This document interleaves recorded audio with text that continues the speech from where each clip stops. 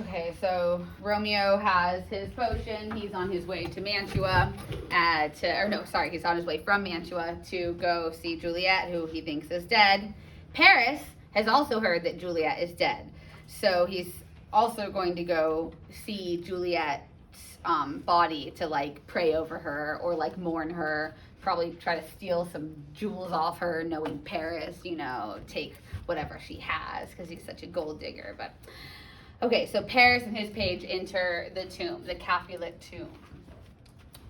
Give me my torch, boy, hence and stand aloof, yet put it out, for I would not be seen. Yet yond yew trees, lay thee all along, holding thy ear close to the hollow ground, so shall no foot upon the churchyard tread, being loose, unfirm, with the digging up of graves, but thou shalt hear it. Whistle then to me as a signal that thou hearest something approach, and give me those flowers. Do as I bid thee, go! Oh, I am almost afraid to stand alone here in the churchyard, yet I will adventure. And the page walks away, scattering flowers for Paris. And Paris is scattering flowers on Juliet's tomb, kind of praying over her. Sweet flower, with flowers thy bridal bed I strew. Oh, woe, thy canopy is dust and stones, which with the sweet water nightly I will do. Or, wanting that, with tears distilled by moans, the obsequies that for I thee weep, nightly shall be to strew thy grave and weep. Oh, sorry, let me do the line.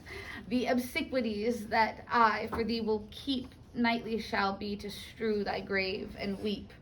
And then he hears the page whistle, signaling that someone's coming. The boy gives warning, something doth approach. What cursed foot wanders this way tonight to cross my obsequies and true love's right? What, a torch? Muffle me, knight, a while. And he goes and hides. And then in comes Romeo with his page, Balthazar. Give me that mattock and the retching iron. Hold, take this letter. Early in the morning, see thou deliver it to my lord and father. Give me the light. Upon thy life I charge thee. Whatever thou hearest or seest, stand all aloof, and do not interrupt me in my course. Why, I descend into this bed of death is partly to behold my lady's face, but chiefly to take thence from her dead finger a precious ring, a ring that I must use in dear employment. Therefore hence, be gone. But if thou, jealous, dost return to pry in what I farther shall intend to do, by heaven I will tear thee joint by joint, and strew this hungry churchyard with thy limbs. The time and my intents are savage wild, more fierce and more inexorable far than empty tigers or the roaring sea. So he's telling Balthazar, don't bother me. The reason I'm going into this tomb is to take my ring back from my love, and I'm going to use it to get a job. But obviously he's lying. He's going to go kill himself. But if he told that to Balthazar, Balthazar would be like, no, don't kill yourself. Great advice. I will be gone, sir, and not trouble you. So shalt thou show me friendship. Take thou that. And he gives him some money. Live and be prosperous. Farewell, good fellow. And Balthazar says, for all this the same, I'll hide me hereabout. He looks, I fear, and his intents, I doubt. He steps aside and also hides. So we have Paris hiding, we have Paris's page hiding, we have Balthazar hiding, everyone's kind of watching. And Romeo pries open the tomb, and he says, thou detestable maw, thou womb of death, gorged with the dearest morsel of the earth, thus I enforce thy rotten jaws to open, and in despite I'll cram thee with more food. If you open your ugly face, your morsels, my body will be your food that I'll feed and put more into the tomb. And then Paris hears Romeo talking to himself. This is the banished, haughty Montague that murdered my love's cousin, which with grief is supposed the fair creature died, and here is come to do some villainous shame to the dead bodies. I will apprehend him. He's like, this is the person that killed my cousin Tybalt, and he's the reason that Juliet is sad. I mean, cousin, I think he uses, or my love's cousin, yeah, right. And so the person I love, Juliet, her cousin Tybalt, was killed. He thinks, died of grief over Tybalt's death. So he is like, I have to get revenge because the reason that Juliet is dead is also the reason that Tybalt's dead, and it's Romeo. This is that banished, haughty Montague that murdered my love's cousin, with which grief it's supposed the fair creature died, and here it comes to do some villainous shame to the dead bodies. I will apprehend him. Stop thy unhallowed toil, vile Montague. Can vengeance be pursued further than death?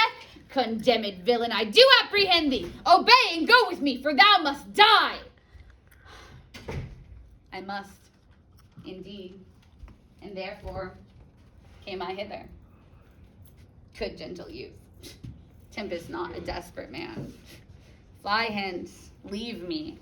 Think upon those gone. Let them affright thee. I beseech thee, youth, put not another sin upon my head by urging me to fury.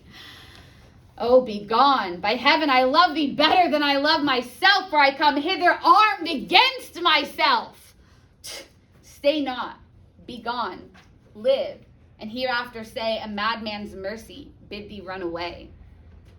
I do defy thy condemnation and apprehend thee for a felon here. You're not supposed to be here. No, I apprehend you. I'm Paris. I'm going to get my father-in-law's going to be so proud of me, or my would-be father-in-law had my wife not killed herself before my marriage. I apprehend thee. Wilt thou provoke me? Then have at thee, boy. And then they start fighting. And the page is watching. Oh, Lord, they fight. I will call to the watch. So he goes to get the prince. And Paris gets stabbed by Romeo. Oh, I am slain. If thou be merciful, open the tomb and lay me with my Juliet.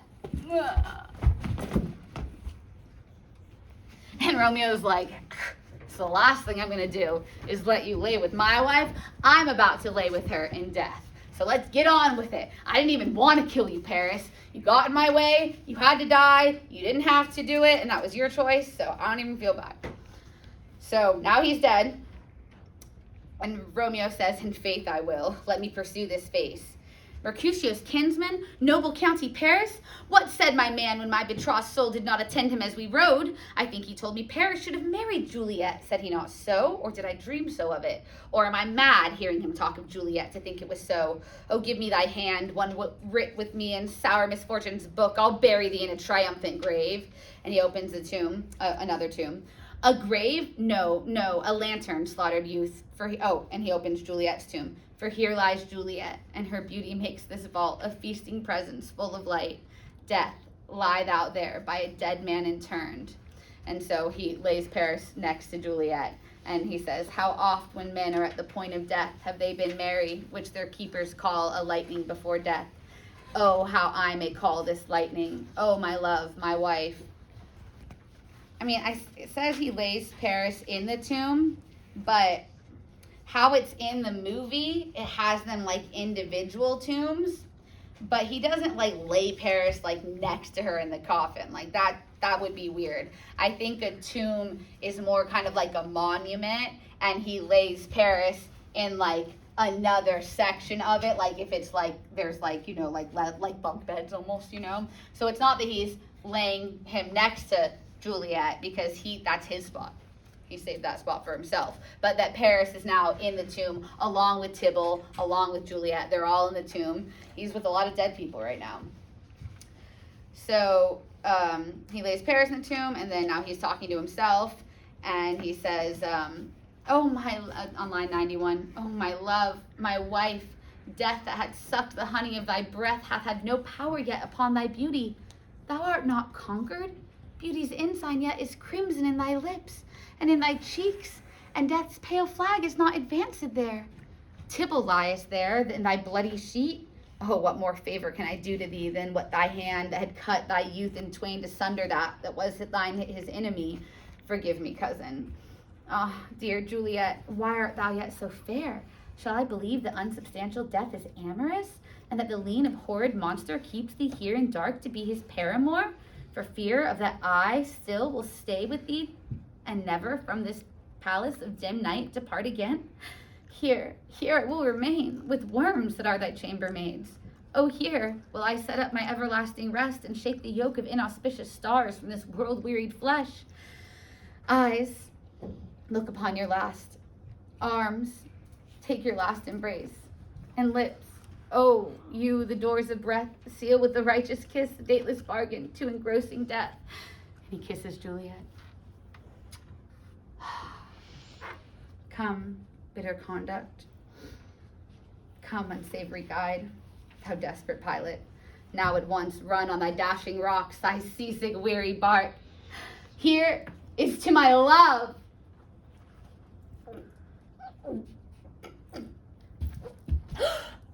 Oh, true apothecary, thy thy drugs are quick. Thus, with a kiss, I die.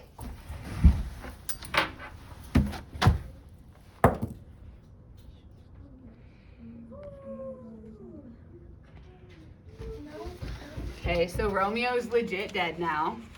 This wasn't a drill, okay? Romeo's dead.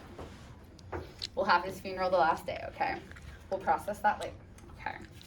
So, Romeo's lying next to the dead Juliet, who's lying next to the dead Tybalt, who's lying next to the dead Paris. And then Friar Lawrence comes in. And Friar Lawrence is thinking like, okay, well, things didn't go as planned, but, you know, I'm going to wake up Juliet. We're going to go to my office. We'll wait for Romeo. He has no idea that Romeo is already there. So Friar Lawrence comes in with a lantern, a crow, and a spade, like just to open this up, but the door's already open. St. Francis be my speed. How oft tonight have my old feet stumbled in graves? Who's there? And then Balthazar comes out. Here's one, a friend, and one that knows you well. Bliss be upon you. Tell me, good my friend, what torch is yon that vainly lends his light to grubs and eyeless skulls? As I discern, it's buried in the capel's monument. It doth so, holy sir, and there's my master, one that you love. Who is it? Romeo.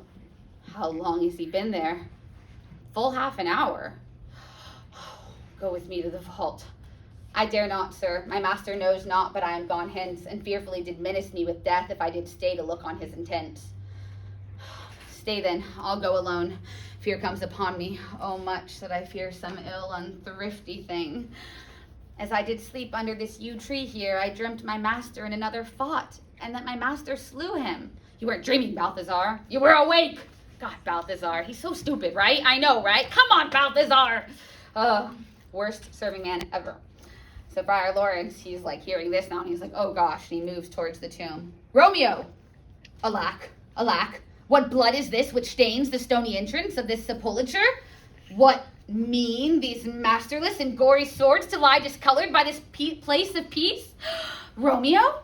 Oh, pale! Who else? What? Paris too? And steeped in blood? Oh, what an unkind hour is this guilty of lamentable chance! The lady stirs.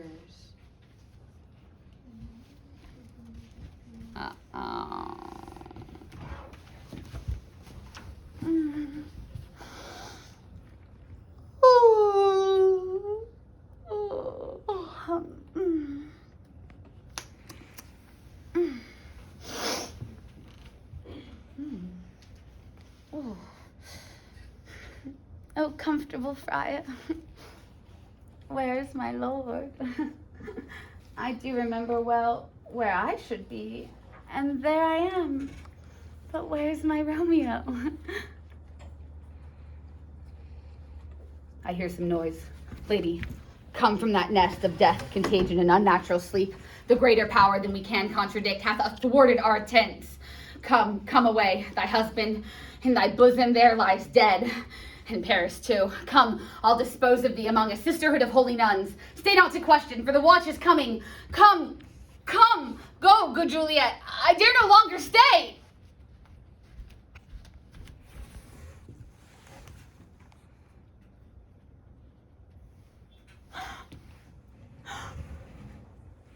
Go, go, get thee hence, for I will not away. What's here? A cup, closed in my true love's hand? Poison, I see, hath been his timeless end.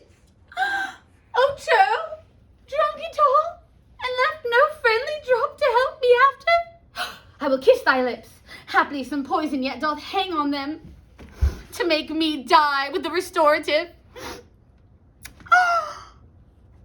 Thy lips are warm.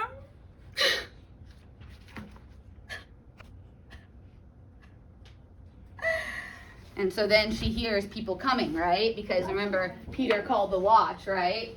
So now she's hearing that there are people coming, and she's not sure what to do.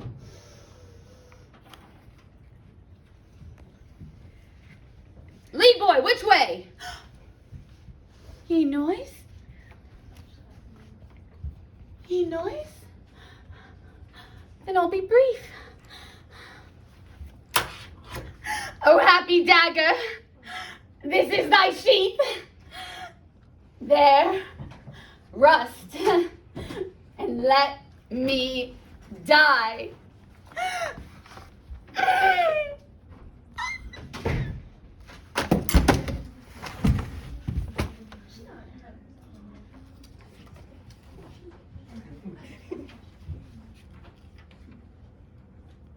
Okay, so now they're all dead. You can give that to Miss Beltran if you want. She's not dead. I'm like halfway. Okay, so Juliet's dead now too. This isn't a drill, people. Page 233. This is the place that where the torch doth burn. The ground is bloody. Search about the churchyard. Go, some of you, whoever you find, attach. Pitiful sight. Here lies the county slain, and Juliet bleeding, warm and newly dead, who here hath lain this 2 days buried. Go tell the prince, run to the Capulets, raise up the Montague, some other search. We see the ground whereon all these woes do lie, but the true ground of all these piteous woes we cannot without circumstance descry. Here's Romeo's man, we found him in the churchyard. Hold him in safety till the prince come hither. Here's the friar that trembles, sighs, and weeps. We took his mattock and this spade from him as he was coming from this churchyard side. A great suspicion! Stay the friar too! And then the prince comes.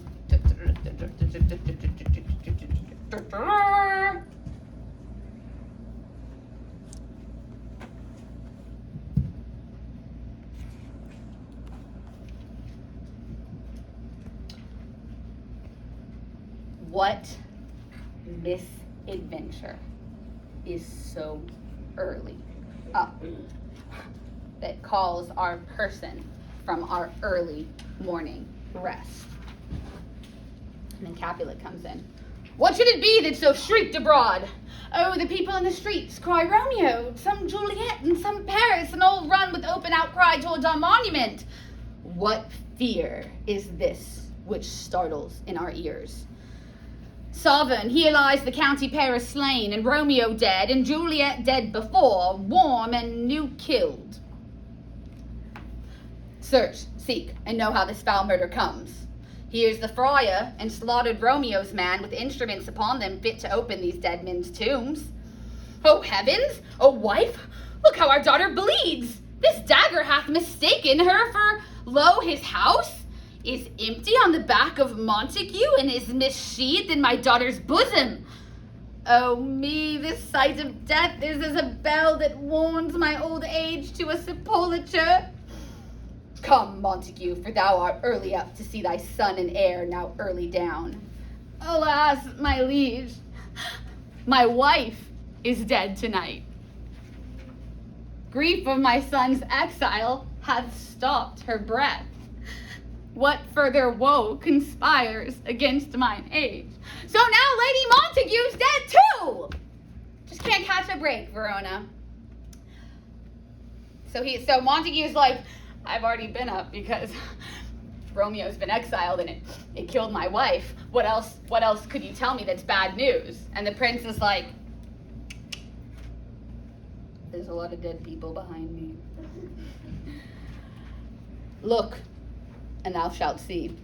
O thou untaught, what manner is in this to press before thy father to a grave? Seal up the mouth of outrage for a while till we can clear these ambiguities and know their spring, their head, their true descent. And then will I be general of your woes and lead you even to death. Meantime forbear and let mischance be slave to patience. Bring forth the parties of suspicion. And Friar Lawrence, I am the greatest, able to do least, yet most suspected, as is the time and place. Doth make against me of this I am the greatest, able to do least, yet most suspected, as the time and place doth make against me of this direful murder. And here I stand, both to impeach and purge myself condemned and myself excused. Then say at once what thou dost know in this. I will be brief, for my short date of breath is not so long as is a tedious tale. Romeo, their dead, was husband to that Juliet, and she, their dead, to that Romeo's faithful wife. I married them, and in their stolen marriage day was Tybalt's doomsday, whose untimely death banished from this new-made bridegroom from this city, banished the new-made bridegroom from this city, for whom, and not for Tybalt, Juliet pined. You, to remove the siege of grief from her, betrothed, and would have married her, perforce to county Paris. Then comes she to me, and with wild looks bid me devise some means to rid her from the second marriage, or in my cell there she would kill herself. Then gave I her, so tutored by my art, a sleeping potion, which so took effect as I intended, for it wrought on her the form of death. Meantime, I writ to Romeo that he should hither come as this dire night to help her take from this borrowed grave, being the time and the potion's force should cease. But he which bore my letter, Friar John, was stayed by accident, and yesterday returned my letter back. Then, all alone at the prefixed hour of her waking, came I to take her from her kindred's vault, meaning to keep her closely at my cell till I could send to Romeo. But when I came, some minute ere the time of her awakening, here untimely lay the noble Paris, and true Romeo dead. She wakes, I entreated her come forth and bear this work of heaven with patience, but then a noise did scare me from the tomb, and she, too desperate, would not go with me, but, as it seems, did violence on herself. All this I know, and to the marriage her nurse is privy. And if aught in this I miscarried by my fault, let my old life be sacrificed some hour before this time upon the rigor of the severest law. We still have known thee for a holy man. Where's Romeo's man? What can he say to this? I brought my master news of Juliet's death, and then in post he came from Mantua to the same place, to the same monument. The letter he early bid gave me his father, and threatened me with death going into the vault if I departed not and left him there. Give me the letter. I will look at it. He takes the letter that Romeo had written before his death, basically his suicide note. Where's the county's page that raised the watch? Sirrah, what made your master in this place? He came with flowers to strew his lady's grave, and bid me stand aloof, and so I did. And on comes one with light to ope the tomb, and by my master drew on him, and then I ran away to call the watch. Oh, this letter doth make good of the friar's word. So he reads it. It verifies everything. Their course of love, the tidings of her death. And here he writes that he did buy a poison of a poor apothecary, and therewithal came to this vault to die and lie with Juliet. Where be these enemies? Capulet? Montague. See what a scourge is laid upon your hate, that heaven finds means to kill your joys with love. And I, for winking at your discords too, have lost a brace of kinsmen. All are punished. Oh, brother Montague, give me thy hand. This is my daughter's jointure, for no more can I demand. But I can give thee more, for I will ray her statue in pure gold, that while Verona by that name is known, there shall no figure at such a rate be set as that of true and faithful Juliet. As rich shall Romeo by his lady lie, poor sacrifices of our enmity. A glooming peace this morning with it brings. The sun for sorrow will not show his head. Go hence, and have more talk of these sad things. Some shall be pardoned, and some punished. For never was a story of more woe than this of Juliet and her Romeo.